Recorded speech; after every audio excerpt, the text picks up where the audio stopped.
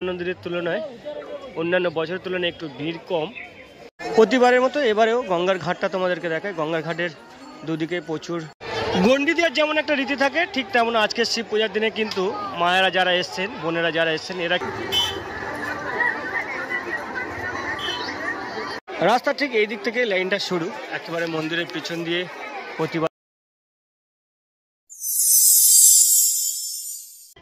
নমস্কার, আশা করছি তোমরা সকলে অনেক ভালো রয়েছো। এই ব্লগের প্রথমে তোমাদের সকলকে জানাই মহাশিবরাত্রির অনেক অনেক শুভেচ্ছা। দেবাদিদেব মহাদেব যেমন কৈলাসে বিরাজ করেন, তেমন তিনি বিরাজ করেন সর্বত্র। তিনি আদি এবং তিনি অনন্ত। দেবাদিদেব মহাদেব হলেন আমাদের সনাতনদের কাছে একটা বিশ্বাসের জায়গা। তিনি হচ্ছেন এই বিশ্বব্রহ্মাণ্ডের আদি সৃষ্টিকর্তা। তিনি যেমন একদিকে সংজ্ঞারক্ষক, তিনি তেমনই নীলকণ্ঠ। শিব পূজার দিন প্রায় সর্বত্র দেবাদিদেব মহাদেবের আরাধনা হয়। দেবাদিদেব মহাদেবের সাথে সাথে মা পার্বতী অর্থাৎ মহামায়া, অর্থাৎ একসাথে দেবাদিদেব এবং পার্বতী অর্থাৎ হর পার্বতীরও আরাধনা হয় সর্বত্র।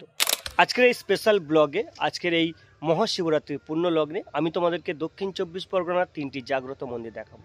প্রথমে দেখাবো মন্দির বাজার কেশবেশ্বর মন্দির, তারপর দেখাবো ময়দা কালীবাড়ি এবং সবশেষে দেখাবো গোচরণ মুলিঘাটি মন্দির।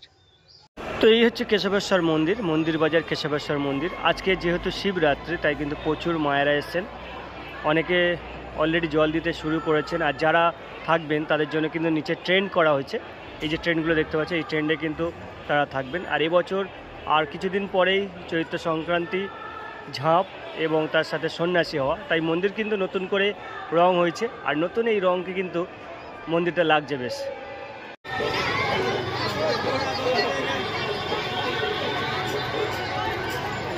মন্দিরের ঠিক একদম সামনে যে অংশটাতে চৈত্র সংক্রান্তি ঝাঁপ হয়, সেখানে কিন্তু অস্থায়ী মণ্ডপ করা হয়েছে। এখানে কিন্তু মায়েরা যারা সারা রাত জাগবেন তারা কিন্তু থাকবেন।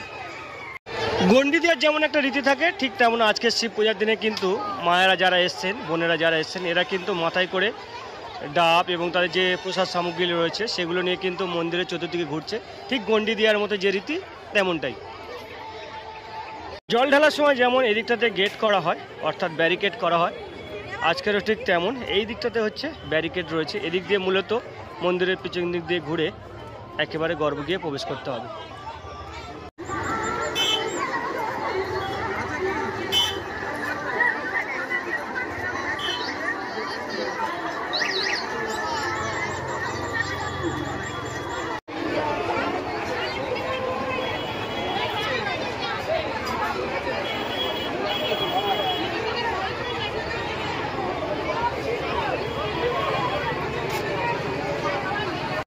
এই হচ্ছে মূল প্রবেশদ্বার, এখান থেকেই মূলত মায়েরা সব প্রবেশ করবে। আর মন্দিরের যে নতুন রং করার ফলে মন্দিরটা কিন্তু দেখতে অসাধারণ লাগছে, সেটা আগে বললাম তোমাদেরকে। তো এই হচ্ছে মূল যে দ্বার, এখান থেকে মূলত যে কেশবেশ্বর মন্দিরের মূল গর্ভগৃহ সেখানে প্রবেশ করা যাবে।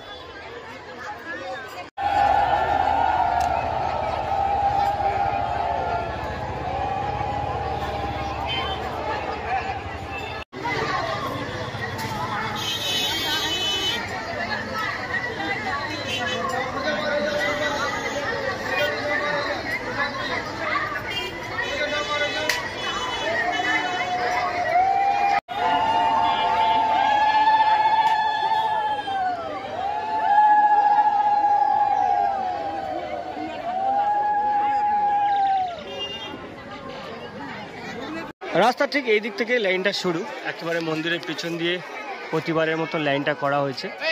এই লাইনটাই সোজা কিন্তু যাবে যে মূল গর্ভগৃহ রয়েছে সেই দিকটাতে মূলত যাচ্ছে গর্ভগৃহের দিকে।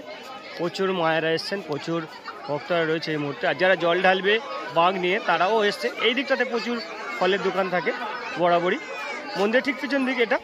এই দিকটাতে প্রচুর ফল ফুলের দোকানগুলো থাকে, বেল, তারপর বিভিন্ন ধরনের যে ফল সেগুলো রয়েছে। এই দিকটাতে রয়েছে বিভিন্ন ধরনের ফুলের দোকান, ফলের দোকান।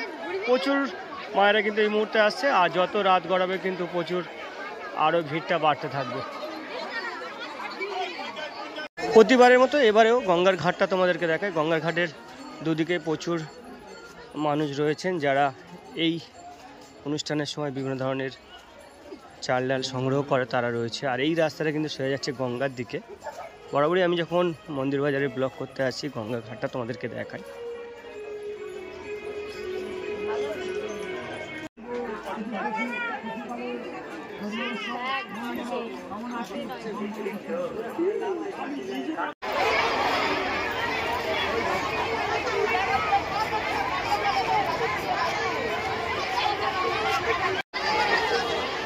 মন্দির বাজার যুবশক্তি সুভাষ চন্দ্রের পক্ষ থেকে মেলায় আগত সকল ভক্তবৃন্দকে জানাই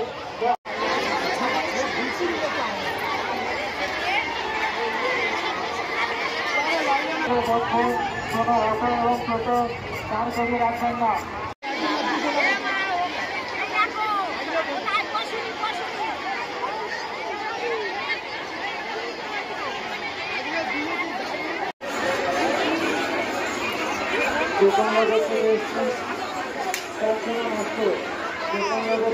ময়দা কালীবাড়ি মন্দিরে প্রবেশ করছি, দূরে মন্দিরটা দেখা যাচ্ছে। আর আজকের শিবরাত্রির এই দিনে আমাদের ময়দা কালীবাড়ি মন্দিরে প্রচুর ভক্ত সমাগম হয়। তো আস্তে আস্তে মন্দিরের ভিতরে প্রবেশ করব, আর মন্দিরের ভিতরে এই মুহূর্তে কী চলছে সেটা তোমাদেরকে দেখাবো। মধুগুলো, বর্ষ নষ্ট মধুগুলো, বৃষ্টি নষ্ট মধুগুলো, সুমনা নষ্ট, সান্ডিল্য রানীনা পম্পা শাখার অভিশাপের মধুগুলো, প্রভবী দাস কাশ্যপ অরিত্র পাই কাশ্যপ অভিজিৎ আলোর মধুগুলো, অম্বিকা চন্দ্রমণ্ডল বিদ্যামণ্ডল বিদ্যামণ্ডল মধুগুলো, লীলামণ্ডল মধুগুলো, পুরবিকাল মধুগুলো, ঝিলি ঘোর মধুগুলো, কাঠিমণ্ডল মধুগুলো, মল্লিকা মণ্ডল মধুগুলো, সুভাষ নষ্ট মধুগুলো, প্রভৃতি নষ্ট মধুগুলো, পূজা মণ্ডল কাশ্যপ। এখন ঘড়িতে ঠিক রাত 11টার মতন বাজে, আর আমরা চলে এসেছি গোচরণ মলিঘাটি মন্দিরে। আমার ঠিক পিছনে রয়েছে মলিঘাটি মন্দিরের প্রবেশ পথ। এখান থেকে আমরা ভিতরে ঢুকবো আর তোমাদের মন্দিরের আজকে শিবরাত্রির পরিবেশটা দেখাবো। মলিঘাটি মন্দিরে এই হচ্ছে মূল প্রবেশদ্বার, যদিও এপারে একটা গেট রয়েছে। আমরা কিন্তু প্রবেশ করব একেবারে এই যে মূল গেটটা রয়েছে, এই মূল ফটক দিয়ে কিন্তু আমরা ভিতরে প্রবেশ করব। তো চলো ভিতরে যাই আর আজকের যে ব্যাপারটা রয়েছে তোমাদেরকে দেখাই। এই হচ্ছে মূল মন্দির, আর মন্দিরের পাশে আরও একটা ছোট মন্দির রয়েছে। আজকের মোটামুটি অন্যান্য দিনের তুলনায়, অন্যান্য বছরের তুলনায় একটু ভিড় কম। আস্তে আস্তে মন্দিরের দিকে যাব আর তোমাদেরকে দেখাবো। এই হচ্ছে মন্দিরের একেবারে সামনের অংশ। এখানে অনেকে ধূপ বাতি অর্পণ করছে, আর এদিকটাতেও মন্দির রয়েছে, এখানেও কিন্তু প্রচুর লাইন দিয়েছে।